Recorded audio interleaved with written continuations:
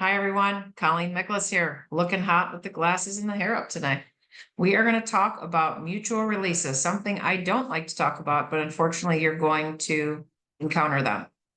So I'm going to share my screen here, and I would like you to follow along with the mutual release and authorization for disbursement of earnest money. So 99% of the time, your buyers are going to want to initiate the mutual release because of the inspections that went so bad that it's out of your control and you and the listing agent unfortunately cannot agree on terms.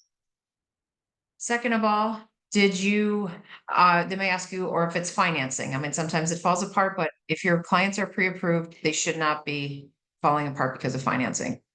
That's why we do our homework in the beginning. So if by chance, there is a fallout with the deal, your buyers are going to say, I want a mutual release. So this is the form you'll bring up. This is in our sales packet as a team. The mutual release and authorization to disbursement of earnest money is entered. You put the seller's names and the buyer's names, just pull it right off of the contract.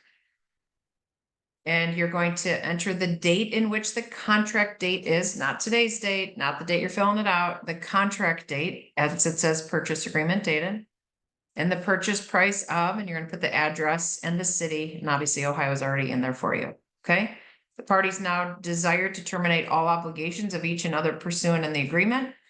And then you're going to list down here the title company, if by chance your earnest money went to the title company, or your buyer's earnest money, I should say. Okay. So if you wrote up an offer and it's $200,000 house and the earnest money was $5,000, you're going to Ohio Real Title, you would put Ohio Real Title. And however you and the seller, if you represent the buyer, have decided how that earnest money will be distributed. So if it's going to the seller, you would put that there $5,000. If it's going to the buyer, they would put the $5,000 here. I don't ever put the broker. It's always between the buyer and the seller. And then at the bottom, you're going to have everyone sign it. Okay. So why would there be a need for mutual release? Because like I said, sometimes the inspections just don't go the way they wanted. And the seller says, I'm not going to repair this. Or the inspection went so bad, the buyer says, I'm walking away. This is not the house for me. Because as you know, there are three options after the inspection. One, to move forward as is and accept it. Number two, to sign a mutual release. Or number three, to work through it and the repairs. And this is the mutual release if they go down that route. Okay. So mutual release gets signed. You're the buyer's agent. You send it over and the seller gets pissed. I'm not signing a mutual release. I'm not moving forward. And it goes on and on. As we know, at the bottom of page 1 of our purchase agreement, Ohio law says that earnest money will sit in escrow for 2 years without further notice to the seller that earnest money will go back to the buyer. If two things don't happen, one, they went to court and a judge said how that earnest money will be distributed. Or two, buyer and seller have all settled down and that they will agree on how that disbursement. Sometimes they'll say, okay, if it's $5,000, I'll take 2,500, you take 2,500.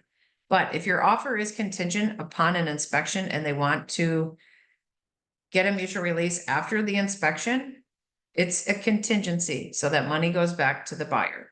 Okay. If it's when you signed off on the contingency, that sometimes someone wants a mutual release, and that's you're in breach of contract then. And that's a whole different story. So for the purpose of today's class, we're just talking about mutual release and authorization for disbursement of earnest money if the inspection went so bad, or if by chance the financing fell apart. As always, if you have any questions, you can always contact me. But again, just a synopsis again, you're going to write the seller and the buyer's name here, the contract date, the address, the title company, or if maybe your broker. We don't hold money here at Keller Williams Greater Metropolitan, but some people have their brokers hold the money. And then how will that money will be distributed. Okay. If you have any questions, like I said, always contact me and we'll go from there. Thanks so much.